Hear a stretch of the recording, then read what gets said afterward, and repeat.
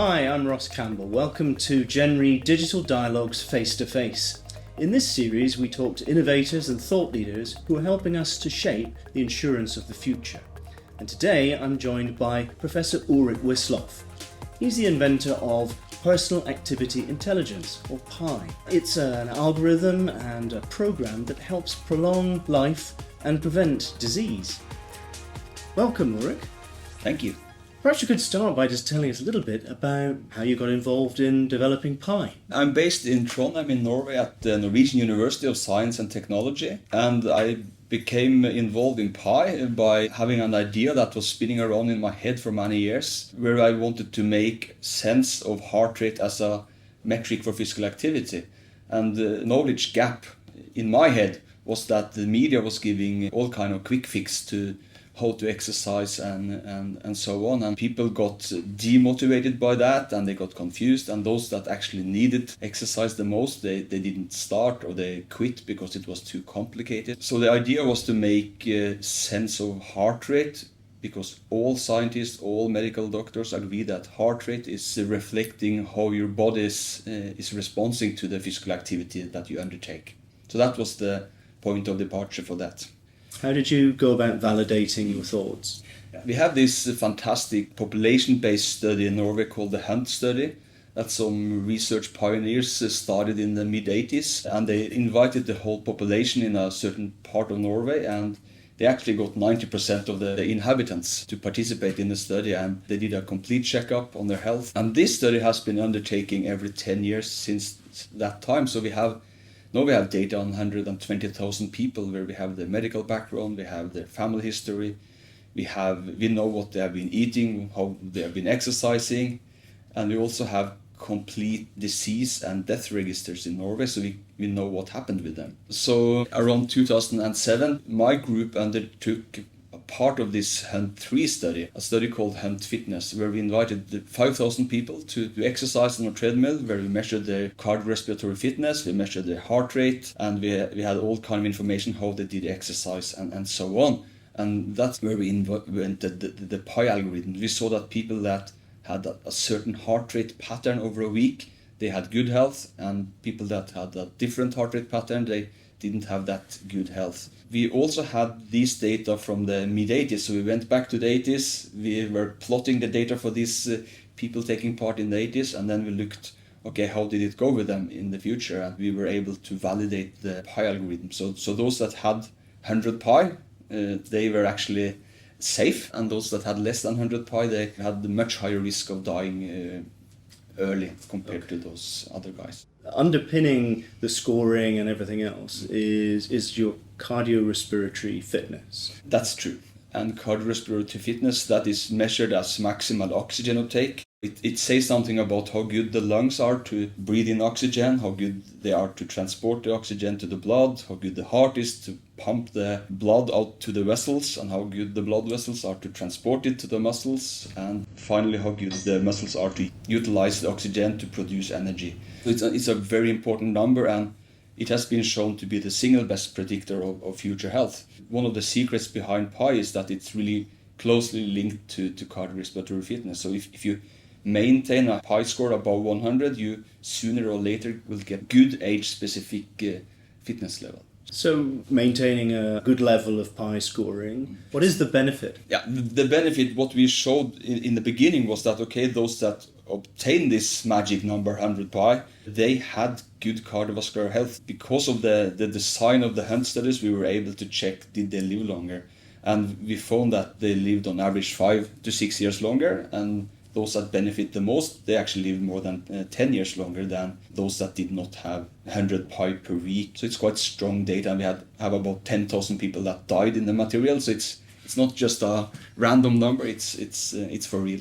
So is it sometimes just then too late for a person to improve their cardiorespiratory fitness? The easy answer to that is that it's never too late. We were studying people aged actually 13 to 92, and all age groups could improve their fitness level. So that's never too late. Insurance consumers are familiar with engagement and rewards programs that tend to favour measuring steps, for instance, or other physical activity they might associate with visiting the gym and so on. How does a person go about earning PAI? Just to be clear on that, I favour all types of physical activities, but those measures are vague and inaccurate. In our clinics we saw people that did 20,000 steps per day, but their fitness level was really bad, and some people did much less and had a good fitness level. So that's also one of the bases for developing PAI and making a sense of heart rate. In 10,000 steps, if you walk uphill, it's really hard, and that's perhaps enough to earn 100 PAI if you do that every day for a week. Or if you work on a flat surface, it's certainly not enough. And also people are tired of getting the failure message that you didn't reach your goal of 10,000 steps today. And I lived in Australia for a year, and they were cycling and swimming a lot, and they didn't get any steps at all. But still, they were fit. So how does the PAI algorithm learn about the individual, and how does it become personalised? So it's an algorithm that is based upon a heart rate pattern over a week, but it's highly dependent upon resting heart rate and maximal heart rate and the response to the exercise in between those limits. It's important to say that we found that if you follow today's advice for physical activity given by health authorities worldwide and you did not reach 100 PAI, you were not on the safe side. Also opposite, if you did not fulfill today's advice for physical activity but had 100 PAI or above, you were on the safe side. So I think it's a much more precise measure than today's advice. It's easier to understand for people. And also we know that the number one reason not to undertake physical activity is lack of time. The research clearly shows that you don't need to exercise every day. You need a certain amount per week to protect your own health, and that means that you can put PAI points in the bank, and so you can plan your week according to your busy lifestyle or family life. So if you have 2 days per week that you can do exercise, that's enough. The higher intensity you do, the easier you get 100 PAI points, but you can choose to do low intensity, but then you have to do much more in terms of time. What was your experience when people were engaged with PAI in terms of them continuing to use it? The experience were very positive because we managed to reach people normal people. I mean, this PAI is not designed for athletes, but it's designed for people that are on average people or even deceased people. The response was that PAI was really motivating for them, and it was something they could do over a week. It was motivating that they got this message that, okay, tomorrow you will lose 20 PAI points, you have to fill up your bank account again. And I think that's one of the motivations that is important in the PAI system. And what if I'm the sort of person who finds that the activities I am able to do are not going to create 100 PAI? Should I just give up, or what should I do? No, you should not give up. But our experience is that most people can reach 100 PAI. That said, we didn't see much health benefit of people getting less than 50 PAI, but it was a huge benefit from getting 51 to 99 PAI. So if you reach above 50 PAI, and I'm 100% sure that every person on the planet can do that every week, then it's good for their health. I'm also quite sure that some people will be very keen to score way in excess of 100 PAI and presumably assume that that's even more beneficial. Is that correct? We didn't see any benefit or additional benefit of getting 200 PAI compared to 100 PAI when it came to longevity. But of course we saw that the more PAI you have, the higher the cardiorespiratory fitness goes. So of course you get other health benefits, but in terms of longevity, it was no benefit of having more than 100 PAI. If I'm having my CRF estimated or measured in a clinical setting, I'm assuming that there's quite a lot of equipment required. In terms of the PAI score estimating my CRF using a wearable, is it as accurate? For health purposes, for health personnel, for you and me, it's more than accurate enough. And we also developed that based upon the Hunt study, and it has been confirmed in studies in the US, and it's more than accurate enough for health purposes. Obviously, viewers are going to be interested in how you visualize PAI working in life and health insurance, and I just wondered if you had a vision around how you might see PAI being involved in the kinds of products we provide to our customers. We have realized that if you're going to influence the world's health, we should really collaborate with the insurers, because they reach many, many more people than we can dream of. And what sort of partnerships are useful to further the research that you're doing in maybe scientific and commercial fields?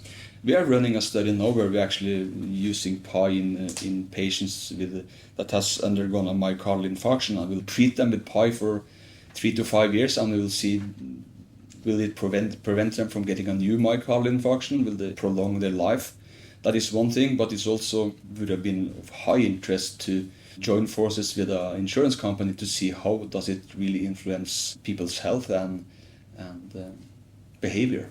So what future research is in the pipeline? We have a lot of plans, and some of them are up in my head still, but we are trying to combine several types of vital signs. So how can PAI influence your mental status, your sleep status, and how can we monitor this and give the best advice to the right people at the right time? There is this idea then that exercise is actually beneficial across a wider spectrum and influences perhaps the way you sleep and the way you deal with things from a cognitive perspective. Is that the kind of thing you're looking at now? We are looking at that as well, and I think again the reason we are on the planet is because oxygen became available, and every single cell in all organs need the oxygen. That's why I think physical activity that improve cardiorespiratory fitness actually benefit many systems, including the cognitive.